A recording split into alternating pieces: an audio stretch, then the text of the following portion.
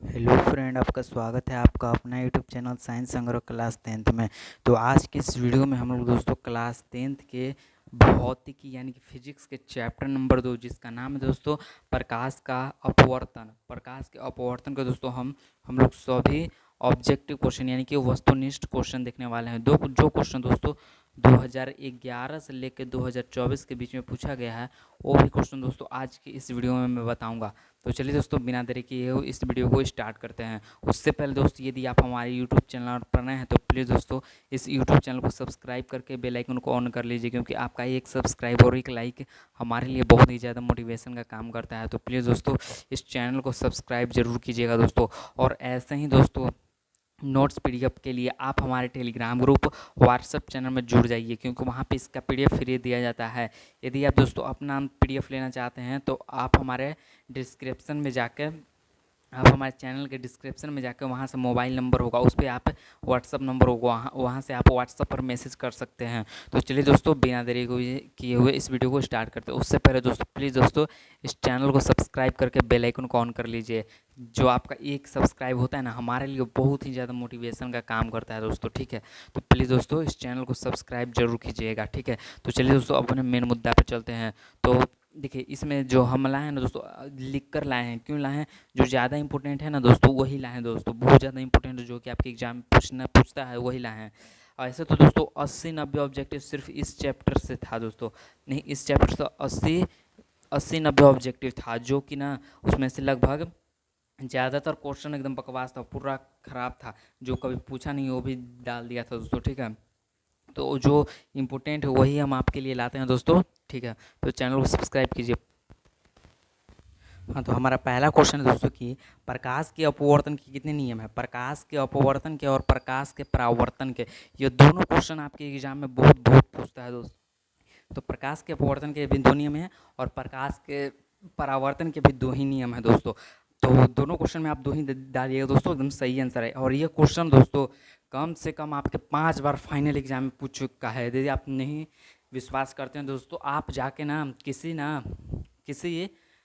10th के board का एक क्वेश्चन बैंक ले लीजिएगा और उसमें देखिएगा कि ये क्वेश्चन कितना बार पूछा गया है दोस्तों, ठीक है।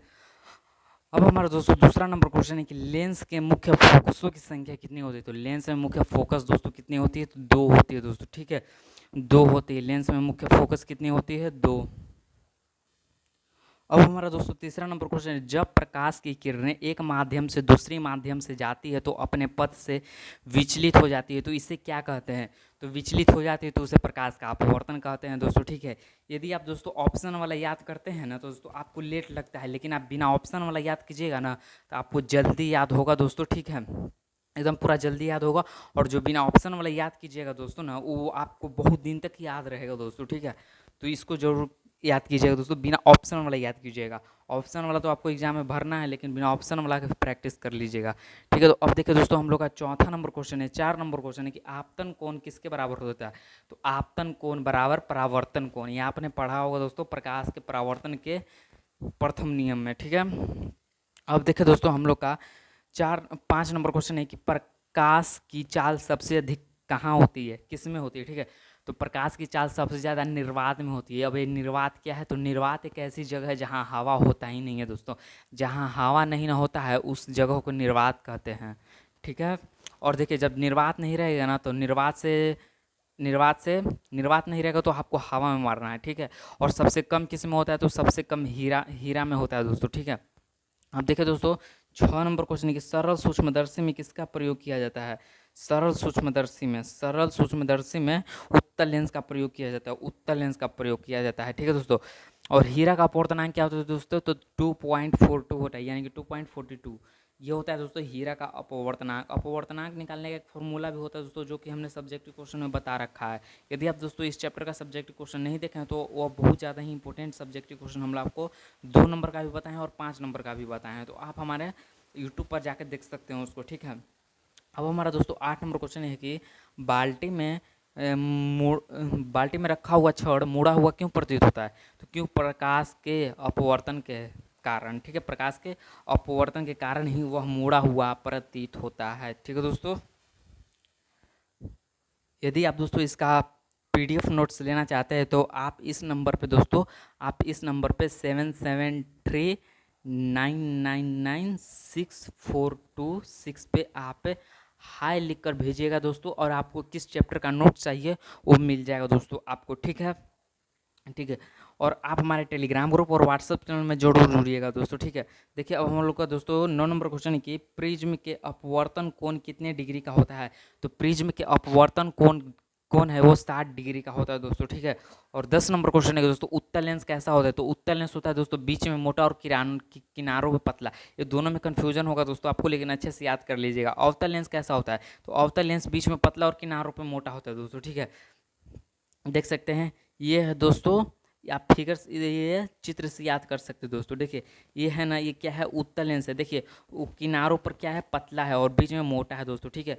और देखिए, और इसका देख लीजिए। अब देखिए दोस्तों हम बताते हैं ना आपको किसका। अब ये है दोस्तों, ये है दोस्तों अवतल लेंस। अवतल लेंस देखिए बीच में क्या है, पतला है, और किनारों पर मोटा है दोस्तों, ठीक है। अब देखो दोस्तों 12 नंबर क्वेश्चन है, लेंस की क्षमता का SI मात्रक क्या है। तो लेंस की क्षमता का SI मात्रक होता है दोस्तों डाइऑप्टर, जिसे ना डी द्वारा सूचित किया जाता है। यहाँ पे डी है दोस्तों, डी द्वारा सूचित किया जाता है। यदि दोस्तों आपको किसी कारणवश से डाइऑप्टर नहीं लिखा है दोस्तों, मीटर मीटर और ऊपर में 1 लिखा रहेगा, इस पे आपको सही मीटर डाइवर्स, ठीक है, इस पे आपको मार देना है। 13 नंबर क्वेश्चन है कि लेंस में कहाँ से प्रकाश बिना मुड़े सीधे निर्गत हो जाती है, ठीक है। तो कहाँ से निकल जाती है, तो वो है दोस्तों प्रकाशीय केंद्र से निकल जाती है, ठीक है दोस्तों। अब हमारा दोस्तों अभिसारी लेंस किसे कहते हैं। अभिसारी लेंस दोस्तों किसे कहते हैं, अभिसारी और अपसारी, ये दोनों क्वेश्चन आपके एग्जाम में बहुत बार पूछ चुका है दोस्तों। अब तो अभिसारी अभिसारी अवतल को कहते हैं दोस्तों, अभिसारी लेंस अवतल को कहते हैं। और अपसारी लेंस किसे कहते हैं, अवतल को। और अपसारी दर्पण किसे कहते हैं, तो अपसारी दर्पण अवतल दर्पण को, ठीक है। और अभिसारी लेंस उत्तल लेंस को, अभिसारी दर्पण उत्तल दर्पण को, ठीक है दोस्तों। अब देखिए दोस्तों 16 नंबर क्वेश्चन है कि किस प्रतिबिंब को पर्दे पर उतारा जा सकता है। तो कौन सा प्रतिबिंब है जिसे पर्दे पर उतारा जा सकता है, वो है दोस्तों वास्तविक प्रतिबिंब। और प्रतिबिंब कितने प्रकार का होता है दोस्तों, प्रतिबिंब 2 प्रकार का होता है दोस्तों। कौन कौन सा, वास्तविक प्रतिबिंब और काल्पनिक प्रतिबिंब, ठीक है। और 17 नंबर क्वेश्चन है कि उत्तल लेंस की फोकस दूरी कैसी होती है। तो उत्तल लेंस की फोकस दूरी कैसी होती है दोस्तों, तो उत्तल लेंस की फोकस दूरी कैसी होती है, तो उत्तल लेंस की फोकस दूरी धनात्मक होती है दोस्तों, ठीक है। और अवतल की क्या होती है, अवतल की होती है दोस्तों ऋणात्मक, ठीक है। अवतल और उत्तल से क्वेश्चन बहुत पूछता है दोस्तों, ठीक है। यदि आपको दोस्तों वीडियो पसंद आ रहा है तो प्लीज़ दोस्तों आप हमारे चैनल को सब्सक्राइब कर दीजिए, क्योंकि आपका एक सब्सक्राइब और एक लाइक हमारे लिए बहुत ही ज़्यादा मोटिवेशन का काम करता है। तो प्लीज़ दोस्तों इस चैनल को सब्सक्राइब कर लीजिएगा, ठीक है। और बेल आइकन को ऑन करके जब भी वीडियो आए तो देख लीजिएगा दोस्तों, ठीक है। बहुत ज़्यादा इंपॉर्टेंट वीडियो है दोस्तों, हम इसी प्रकार सभी चैप्टर के आपको ला कर देंगे। अब देखिए दोस्तों 19 नंबर क्वेश्चन है कि प्रतिबिंब की ऊंचाई और वस्तु की ऊंचाई के अनुपात को क्या कहते हैं। प्रतिबिंब की ऊंचाई और वस्तु के ऊंचाई के अनुपात को क्या कहते हैं, तो उससे कहते हैं दोस्तों आवर्धन, ठीक है। आवर्धन का SI मात्रक क्या होता है, तो आवर्धन का SI मात्रक नहीं होता, यानी कि ये मात्रकहीन होता है दोस्तों, ठीक है। ठीक है, और मात्रक देखिए मात्रक लिख देगा और इसमें से कोई नहीं, तो इसका कोई मात्रक नहीं होता, तो इसमें से कोई नहीं होगा दोस्तों, ठीक है। 21 नंबर क्वेश्चन है कि प्रकाश के अपवर्तन के द्वितीय नियम को क्या कहा जाता है। तो द्वितीय नियम को बोले थे स्नेल का नियम कहा जाता है दोस्तों। क्या कहा जाता है, स्नेल का नियम कहा जाता है, हम आपको बताया था दोस्तों, ठीक है। 22 नंबर क्वेश्चन है कि वास्तविक प्रतिबिंब कैसा होता है। तो वास्तविक प्रतिबिंब हमेशा उल्टा होता है दोस्तों। और काल्पनिक प्रतिबिंब कैसा होता है, काल्पनिक प्रतिबिंब हमेशा सीधा होता है दोस्तों। किस कैसा होता है, सीधा होता है, ठीक है। अब देखते हैं जो लेंस सूत्र क्या होता है। लेंस सूत्र 1/a बराबर में 1/v माइनस 1/v। अब बोल देगा दोस्तों कि ये दर्पण सूत्र लिखे। दर्पण सूत्र में आपको इसी को रिपीट कर देना है। देखिए इसी को रिपीट किए, लेकिन यहाँ माइनस नहीं है तो आपको यहाँ पे प्लस कर देना है। देखिए 1f था, 1/f था, लिख दिए, ओके, बराबर कर दिए, ठीक है। 1/v है, ठीक है। यहाँ माइनस नहीं है तो हम बोले आपको प्लस दे दीजिए, और 1/u लिख दीजिए। ये हो गया हमारा दर्पण सूत्र, ये हो गया हमारा, ये हमारा हो गया लेंस सूत्र, ठीक है दोस्तों। अब देखो दोस्तों 24 नंबर क्वेश्चन है कि गोलीय दर्पण का आवर्धन m किसके बराबर होता है। तो m बराबर में v/u होता है दोस्तों, ठीक है। स्नेल का गणितीय रूप क्या है, तो स्नेल का गणितीय रूप sin i/sin r होता है दोस्तों, ठीक है। अब देखिए दोस्तों 26 नंबर क्वेश्चन है कि टिंडल प्रभाव प्रकाश की किस घटना को दर्शाता है। तो टिंडल प्रभाव प्रकाश के प्रकीर्णन को दर्शाता है दोस्तों, ठीक है। और ये टिंडल प्रभाव आपके 2 नंबर के सब्जेक्टिव में भी आ सकता है दोस्तों, ठीक है। इसलिए आपको इस सब्जेक्टिव में भी लिख के प्रैक्टिस कर लेना है दोस्तों, ठीक है। अब तो आज के इस वीडियो में यहीं तक ख़त्म करते हैं दोस्तों। मिलते हैं दोस्तों आपसे नेक्स्ट वीडियो में, तब तक के लिए करंट बाय। प्लीज़ दोस्तों इस चैनल को सब्सक्राइब जरूर कर लीजिए, क्योंकि आपका एक सब्सक्राइब हमारे लिए बहुत ही ज़्यादा मोटिवेशन का काम करता है। प्लीज़ दोस्तों इस चैनल को सब्सक्राइब कर लीजिए, और आप हमारे टेलीग्राम ग्रुप और व्हाट्सएप चैनल में जरूर जुड़िएगा। तो मिलते हैं दोस्तों आपसे नेक्स्ट वीडियो में, तब तक के लिए करंट बाय।